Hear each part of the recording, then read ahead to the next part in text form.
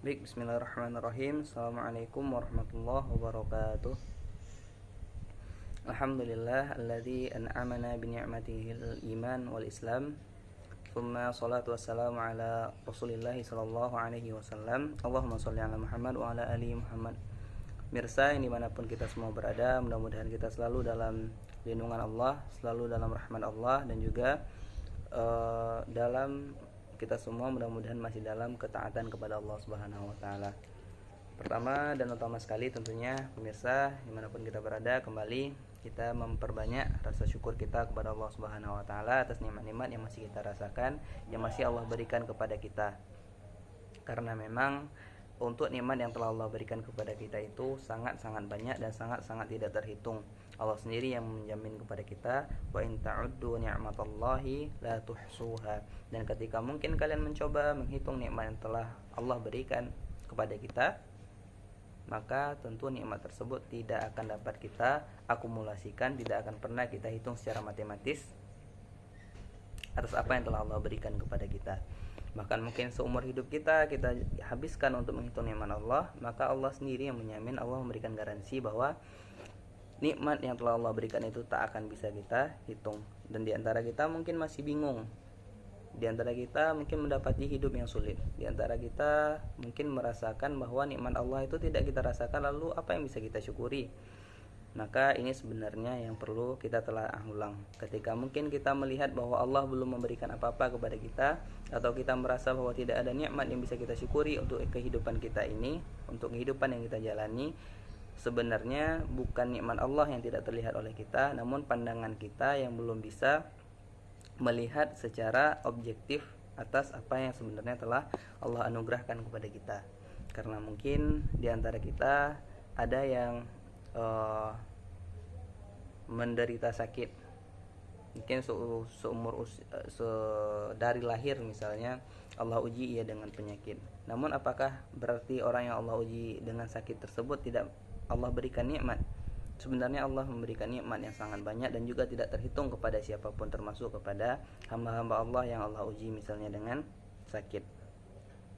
Di antara kita mungkin ada yang dari lahir itu tidak Allah berikan kesempatan untuk melihat. Allah cabut nikmat penglihatan darinya, namun mungkin Allah akan berikan nikmat pendengaran kepadanya.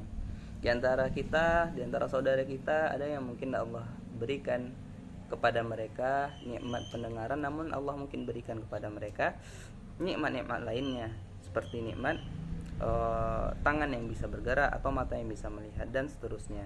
Maka untuk kita secara general, secara umum yang telah Allah berikan nikmat yang begitu besar, bagaimana mungkin kita nak bersyukur kepada Allah untuk nikmat, untuk rezeki yang masih Allah titipkan kepada kita, untuk sahur yang masih bisa kita nikmati beberapa jam yang lalu, atau untuk iftar, menu berbuka yang masih bisa kita rasakan kelezatannya.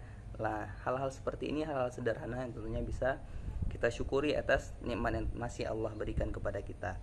Maka pemirsa yang dirahmati Allah Subhanahu wa taala, seterusnya kita juga memperbanyak salawat kepada Rasulullah sallallahu alaihi wasallam, seorang rasul yang Allah utus untuk kita, yang tidak pernah menyembunyikan kebaikan, yang tidak pernah menyembunyikan ilmu pengetahuan yang ingin terbaik untuk umatnya, untuk kita semua.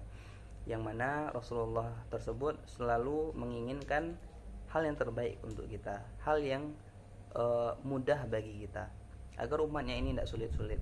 Maka kita ketahui bahwa pemirsa yang dirahmati Allah Subhanahu wa taala, bahwa memang umur kita ini sangat singkat. Di antara kita ada yang Allah titipkan umur mungkin lebih dari 50, 60 sampai 70 tahun, maka baru Allah ambil di usia senjanya. Namun di antara kita ada yang bahkan Allah ambil di usia remaja, dan di antara kita juga ada yang Allah ambil di usia dewasa, dan di antara kita mungkin ada yang di paruh baya.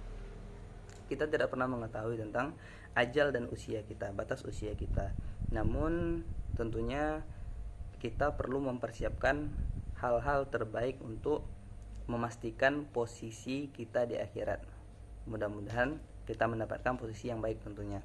Namun Bapak Ibu yang dirahmati Allah oleh Allah Subhanahu wa taala, dan pemirsa dimanapun kita semua berada,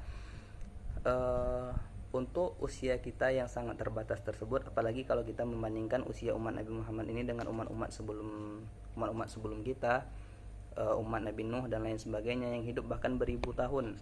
Tentu usia 60 tahun sekalipun itu adalah usia yang sangat singkat. Maka untuk usia kita yang singkat tersebut, tentunya kita apakah bisa memaksimalkan hidup kita ini untuk beribadah kepada Allah, sedangkan dalam usia yang Allah berikan kepada kita itu belum lagi nantinya kita akan perlu menghabiskan waktu untuk waktu istirahatnya, karena kita manusia yang lemah, kita manusia yang penuh keterbatasan, kita butuh waktu istirahat. Belum lagi kita harus mencari nafkahnya untuk memenuhi kebutuhan kita dan kebutuhan keluarga kita. Dan di antara kita lagi memiliki kewajiban misalnya untuk mencari nafkah, dan di antara kita nantinya ada yang mungkin sakit, menderita sakit sehingga tidak bisa memaksimalkan ibadah. Namun ternyata agama yang mudah ini, agama yang telah Allah berikan kepada kita ini dengan segala kemudahan benar-benar memberikan solusi-solusi kepada kita. Dan juga Rasulullah SAW itu selalu mengajarkan banyak sekali langkah-langkah sederhana yang amalannya itu ringan, perbuatan yang kita lakukan itu ringan, namun dampak untuk akhirat kita itu sangat besar. Nah, ini tentunya yang mungkin akan menjadi pembahasan kita pada kesempatan kali ini, dalam tentunya kembali video singkat bersama video ceramah singkat bersama HRTI. Pada kesempatan kali ini insyaallah kita akan membahas sebuah hadis dari Rasulullah SAW tentang amalan yang sangat-sangat sederhana, sangat-sangat ringan, namun efeknya, dampak dari amalan ini itu sangat besar untuk menyelamatkan kita di yaumul hisab maupun di yaumul mizan kelak, hari perhitungan ataupun hari ketika kita amalan-amalan kita itu ditimbang oleh Allah Subhanahu wa taala.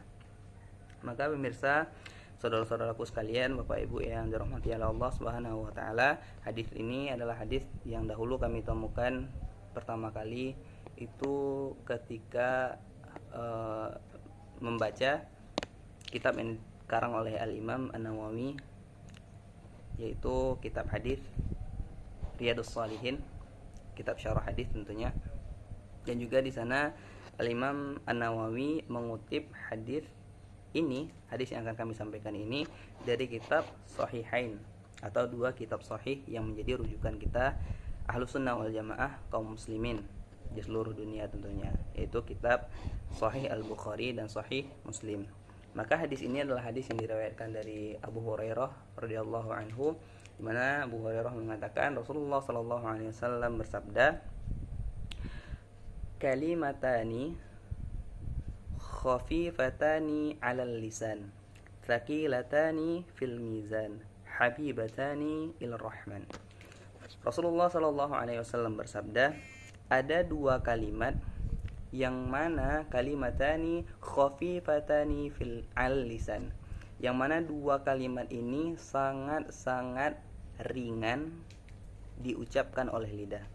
Ada dua kalimat yang lidah tidak akan sama sekali sulit untuk mengucapkannya, akan sangat-sangat ringan. Maka sederhananya ada dua amalan yang sangat-sangat gampang untuk dilakukan. Dan lalu apa kata Rasulullah? Dua kalimat yang sangat ringan diucapkan oleh lidah tadi, akan tetapi kalimatani khafifatani 'alal lisan, thaqilatani fil mizan. Meskipun dua kalimat tadi sangat sulit diucapkan oleh lidah, thaqilatani fil mizan, akan tetapi dua kalimat tersebut sangat berat ketika diletakkan di timbangan amal kita nanti. Nah, dua kalimat yang oleh lisan sendiri sebenarnya itu sangat gampang untuk diucapkan, namun ketika diletakkan di mizan, di timbangan amalan kita kelak, maka itu bernilai sangat berat. Dan apalagi habibatani ilar rahman, dan dua kalimat tadi kata Rasulullah SAW juga sangat-sangat dicintai oleh yang Maha Rahman atau Allah Subhanahu wa taala. Nah, bayangkan dari hadisnya sebenarnya untuk rima dari hadis ini sudah sangat indah. Kalimatani khafifatani 'alal lisan, thaqilatani fil mizan, habibatani ilar rahman.